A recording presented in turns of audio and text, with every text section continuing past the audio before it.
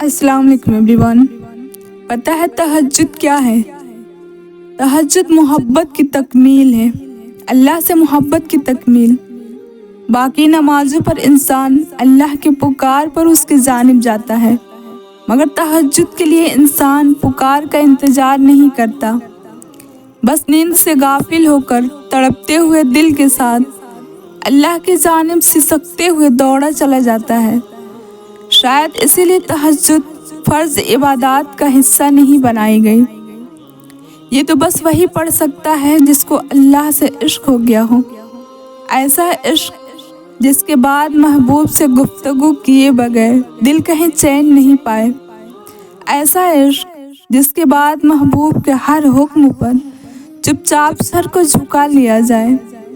تبھی تو اللہ کی سب سے لاڈلی عبادت تہجد ہے، اور اس تک اللہ اپنے لاڈلے بندوں کو ہی رسائی دیتا ہے، کبھی غم دے کر تو کبھی راتوں کی نیند اڑا کر۔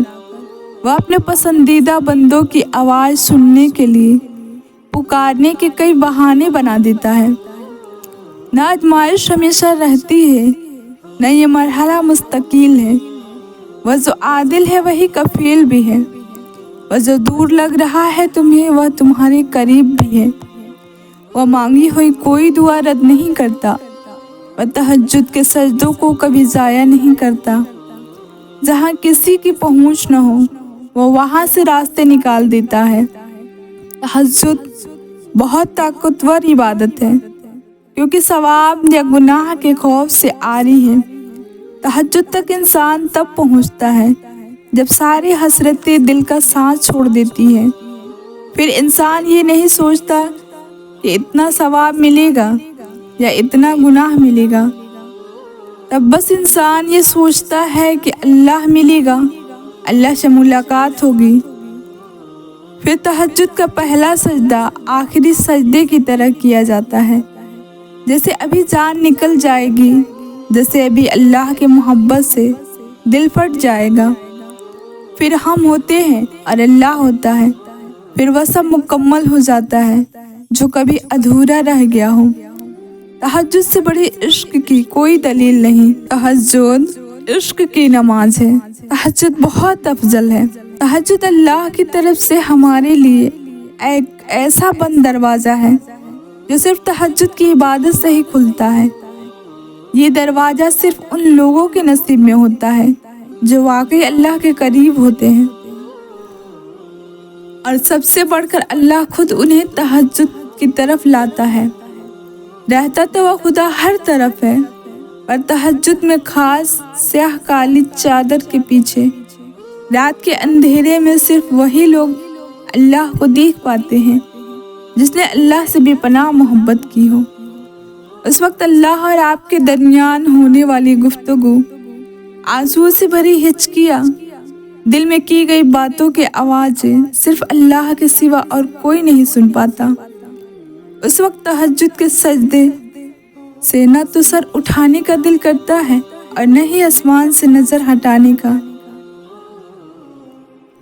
اور اگر ایسا ہو جائے کہ کبھی اسی دوران تمہاری اللہ سے تہجد میں ملاقات ہو جائے اور وہ تمہارے روبرو آ جائے اور وہ منظر تمہارے لیے معزز سے کم نہ ہو، ہاں یہی تہجد ہے۔ کس نے کہا کہ اللہ باتوں کا جواب نہیں دیتا؟ کس نے کہا کہ وہ ہماری طرف متوجہ نہیں ہوتا؟ کس نے کہا کہ وہ ہم سے دور ہے؟ کس نے کہا کہ وہ دعائیں پوری نہیں کرتا؟ وہ پاک ذات، اس نے وعدہ کیا ہے وہ تمہیں دے گا، تم مانگ کر تو دیکھو۔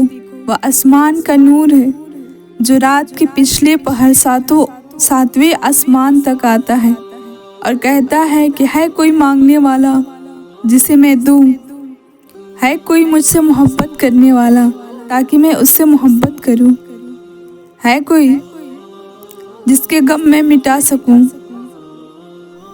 نماز تہجد اللہ کے قرب حاصل کرنے اور اللہ سے راز و نیاز کی بات کرنے کا بہترین وقت ہوتا ہے۔ اللہ پاک کو انسان کا نیند سے بیدار ہو کر اس کے سامنے سجدہ ریز ہونا اور آنسوؤں کی موتیوں سے اپنی التجا، اپنی دعائیں طلب کرنا بہت پسند ہے۔ یہی وہ وقت ہوتا ہے جب انسان کو مقام سے نواز دیا جاتا ہے۔ تہجد اللہ کی طرف سے دعوت نامہ ہے۔ جب اللہ کو کسی سے ملاقات کرنی ہو اور بات کرنی ہو تو وہ اسے تہجد کی لگن لگا دیتا ہے۔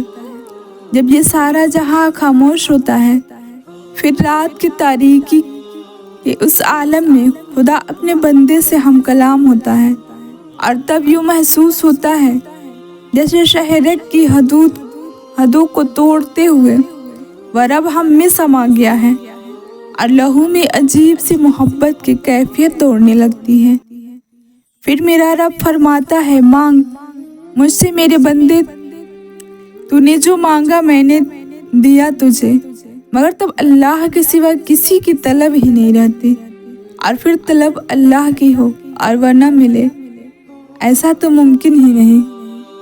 سجدہ وہ لمحہ ہے جب خدا اور بندے کے درمیان کوئی تیسرا نہیں ہوتا، خاموش گفتگو ہوتی ہے، کوئی پردہ نہیں ہوتا، بیان ہر بات ہوتی ہے، چھپا کوئی راز نہیں ہوتا، وہ سمجھ لیتا ہے بن کہے ہر بات، اس کی طرف سے وضاحتوں کا کوئی سوال نہیں ہوتا، وہ دل ایسے جوڑ دیتا ہے کہ پھر زندگی میں کوئی ملال نہیں ہوتا، اس کی محبت ایسا سکون دیتی ہے کہ پھر دل کبھی بے قرار نہیں ہوتا۔